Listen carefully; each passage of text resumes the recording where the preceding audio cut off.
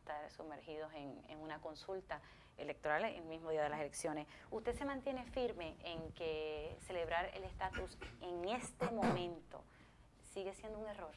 Bueno, mira, la decisión está tomada, la acción está encaminada. Yo quise advertir antes de ese momento que podría representar un aspecto negativo, y lo hice entonces con una actitud de que pudiéramos aprender de las lecciones del pasado, y lo hice basado en una experiencia mía muy dolorosa, de hecho, que fue el plebiscito del 98, cuando yo de nuevo, convencido de que había que hacer una consulta al pueblo, convencido de que ya era tiempo de que nuestro pueblo tuviera el instrumento para descolonizarse, insistí que se celebrara en ese momento un momento que no fue preciso, que no fue apropiado. ¿Por qué?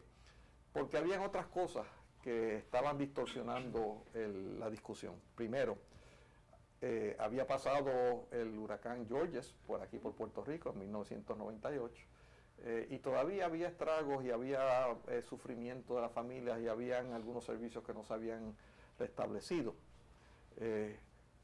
Estaba reciente la venta de la telefónica, que causó mucha animosidad, y animosidad en contra mía particularmente. Había unas proyecciones de que se iban a privatizar las instituciones de acueductos y alcantarillado, y había una reacción sindical. Todas esas cosas fueron elementos extraños a la decisión sobre el estatus de Puerto Rico. O sea, no es que fueran relevantes, fueron extrañas, que tuvieron un efecto, y yo lo pude constatar, porque después de del plebiscito del 98, hicimos una encuesta, y lo interesante es que si tomamos las personas que no votaron, una tercera parte dijo que no fue a votar por una de esas razones que yo te enumeré anteriormente. Una tercera parte no fue a votar. O sea que si no hubieran esas razones, a lo mejor hubiesen ido a votar. Segundo, y más importante y más poderoso para mí, de los que votaron, y que votaron en la quinta columna, en la que eventualmente tuvo la mayoría, 2/3 partes votaron en la quinta columna por esas razones, o porque estaban molestos por la venta de la telefónica, o porque estaban molestos todavía con la situación después del huracán, o que estaban molestos conmigo. Y uno se pregunta, bueno, ¿y esas razones son válidas para uno determinar la contestación a esta pregunta sobre la descolonización y el estatus político de Puerto Rico? ¿Es eso válido? Y yo creo que no. O sea, se logró una contestación distorsionada. Lo que yo quise advertir es que estamos en momentos donde hay mucha carga negativa. El pueblo está agobiado con problemas de violencia, criminalidad. Tú mismo has mencionado los problemas de la educación, de la salud, etcétera. Y me pregunté que si era el momento apropiado atar una pregunta sobre el estatus político de Puerto Rico con una pregunta sobre quién va a gobernar a Puerto Rico en los próximos 4 años. Yo pienso que no, pero también tengo que decir que ya tomada la decisión, hay que seguir, y hay que tratar entonces de que la gente enfoque a contestar la pregunta sin utilizar elementos extraños de si están molestos con la administración o con alguna... ¿Puede haber un voto castigo, que era lo que usted había indicado en el pasado? Sí, pues todos esos elementos son votos castigos, porque no son votos que van a definir cuál es el mejor estatus político para Puerto Rico, sino respondiendo a un castigo a quien está planteando la pregunta. O sea, que debería entonces hacerse la consulta luego de las elecciones, donde las personas pueden, ¿verdad?, realmente votar por el estatus, que es lo que quiere. Y principalmente que no fuera el mismo día, es lo que yo estoy planteando, porque si tú lo separas, pues por lo menos tienes esa separación de tiempo. El mejor momento sería después que se decida esa pregunta de quién va a gobernar. Pero cree que si se juntan, si se separan, vamos a decir, pues las elecciones en noviembre, y hacemos la consulta en agosto, ¿usted no cree que como quiera las personas votarían por ese harían ese voto castigo, se No, implementaría. mucho menos. Si lo coges al principio de una administración, usualmente se le da cierto espacio a la administración. En un nuevo gobierno se le da el espacio. Y yo creo que ese es el momento apropiado.